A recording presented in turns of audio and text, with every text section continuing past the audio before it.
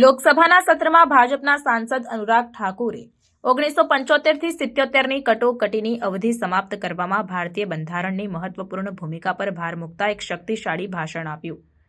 ઠાકુરના નિવેદનો ખાસ કરીને કોંગ્રેસ પાર્ટી અને તેના નેતૃત્વ, જેમાં રાહુલ ગાંધીનો સમાવેશ થાય છે, તેની તરફ નિશાન સાધતા હતા અને આ કપરા સમયમાં લોકશાહી મૂલ્યોને નબળા પાડવાનો આરોપ મૂક્યો હતો.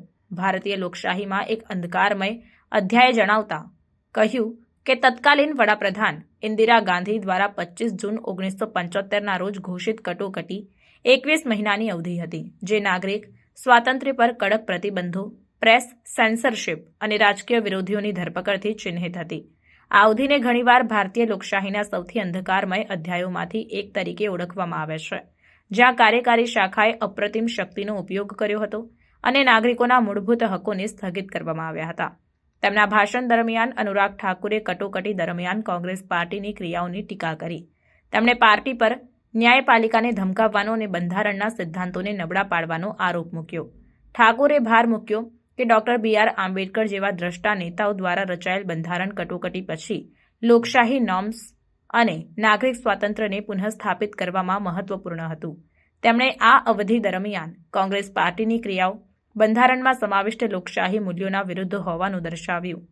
રાહુલ ગાંધીને નિશાન બનાવવું. ઠાકુરના નિવેદનોમાં રાહુલ ગાંધીને પણ નિશાન બનાવવામાં આવ્યા હતા અને તેમના બંધારણના સમજણ પર પ્રશ્ન ઉઠાવ્યા હતા. તેમણે ગાંધી પર બંધારણને ખોટી રીતે રજૂ કરવાનો આરોપ મૂક્યો અને તેમની ટીકા પર વિસંગતતા દર્શાવી. કટોકટી દરમિયાન કોંગ્રેસ પાર્ટીની ઐતિહાસિક ક્રિયાઓને ધ્યાનમાં રાખીને ઠાકુરના ભાષણમાં આ અવધિને યાદ રાખવાની મહત્વતા પર ભાર મૂક્યો હતો, જેથી આવી લોકશાહી મૂલ્યોનો નાશ ફરીથી ન થાય.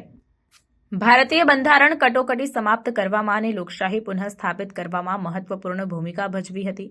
ન્યાયપાલિકા મહત્તમ દબાણનો સામનો કરવા છતાં કાયદાના શાસનને જાળવી રાખ્યું અને નાગરિકોના હકોનું રક્ષણ કર્યું. બંધારણની જોગવાઈઓએ ખાતરી કરી કે કાર્યકારીની અતિશયતા ચકાસવામાં આવી અને લોકશાહી પ્રક્રિયાઓ પુનઃસ્થાપિત કરવામાં આવી. ઠાકુરના ભાષણમાં ભારતના લોકશાહી સંસ્થાનોના સ્થિતિસ્થાપકતા અને રાષ્ટ્રના લોકશાહી તંતુને સુરક્ષિત કરવામાં બંધારણની શક્તિ પર ભાર મૂક્યો હતો. લોકસભામાં અનુરાગ ઠાકુરનું ભાષણ લોકશાહી મૂલ્યોની રક્ષા કરવામાં બંધારણની મહત્વતાની યાદ અપાવે છે. તે આ મૂલ્યોને જાળવી રાખવા અને તેમના નબળા પાડવાના કોઈપણ ભવિષ્યના પ્રયાસોને રોકવા માટે સંકલિત પ્રયાસ માટે આહવાન કરે છે. ભારત લોકશાહી તરીકે વિકસવાનું ચાલુ રાખે છે. કટોકટીની અવધિમાંથી મળેલા પાઠો સંબંધિત રહે છે, જે બંધારણીય સિદ્ધાંતો પ્રત્યેની जागृति અને प्रतिबद्धताની જરૂરિયાત પર ભાર મૂકે છે. भी जब चर्चा हुई तब भी मैंने कहा था कि कुछ लोग संविधान तो हाथ में लेके घूमते हैं, लेकिन ये नहीं बता पाए कि उसके पन्ने तक कितने हैं, क्योंकि इन्होंने कभी खोला ही नहीं. आज मैं इसी क्योंकि ये संविधान जो राहुल जी सब तरफ दिखाते हैं सर, शायद इन्होंने इसके 2 पन्ने भी खोलकर नहीं देखे. अगर आप इसका प्रीफेस देखेंगे, प्रीफेस किसने लिखा है sir?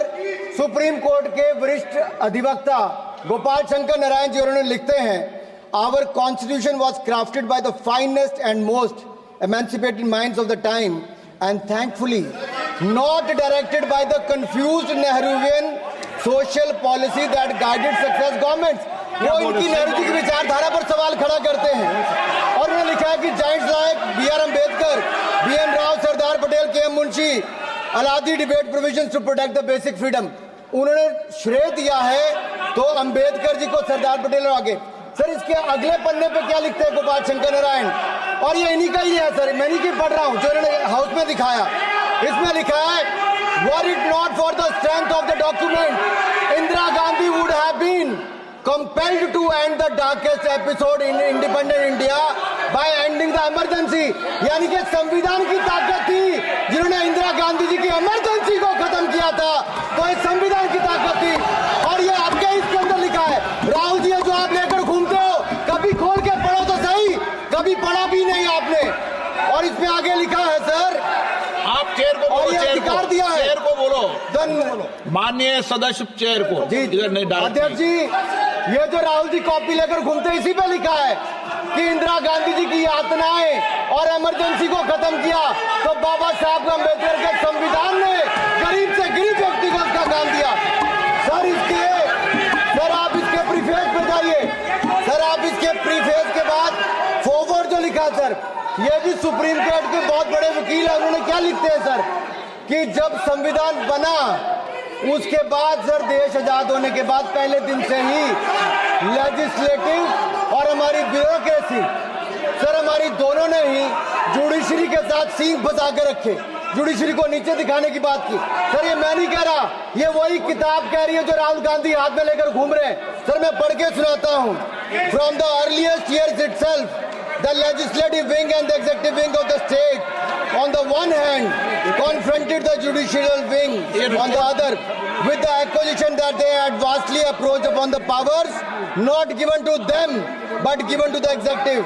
The then law minister on 28th October 1976 issued a strident warning to the judges of the Supreme Court and I quote, sir मैं quote कर रहा हूँ, an atmosphere of the confrontation was thought to be created by those whose duty it was to see that they did not encroach upon the field which did not legitimately belong to them. Nothing should be left undone now to ensure that such a situation did not recur. If even after the amendments confrontation continues, then I think it will be a bad day for the judiciary. ये कौन कह रहा है? उस समय के law minister कह रहे हैं। और क्या कहते हैं sir? Again we are trying to save them from the temptation to intrude into the powers which do not belong to them. What we are doing today is not to save the people from the judges. ये कह रहे हैं we are trying not to save the people from the judges but really enabling the judges to save them from themselves. This was said during the emergency which hit the nation like tsunami and brought about the realization and the constitution could not be subverted. Sir, अगर ये संविधान जो बाबा साहब अम्बेडकर ने दिया उसी ने देश को बचाया। राहुल जी कभी इसको पढ़कर देखिए, गांधी परिवार और कांग्रेस पार्टी का पूरा कारनामे इसके अंदर लिखेंगे, कैसे आपने धज्जियां उड़ाई। एक तो एक दूसरा ये जो कहते हैं बीजेपी के लोगों को सर ये मनगढ़ंत आरोप, सर ये अंगूठा काटने की बात करते हैं। इनके राज में सिखों के गले काटे गए, सिखों के ऊपर कत्लेआम किया गया, सिखों के बाद दंगे सबसे ज्यादा हुए तो कांग्रेस के समय हुए। और आपको देश से माफी मांगनी है, अगर आज भी नहीं मांगेंगे तो संविधान जितना मर्जी जेब में डालिए। आप संविधान को जेब में लेकर घूमते सर, इन्होंने संविधान को तार-तार करने का काम किया है।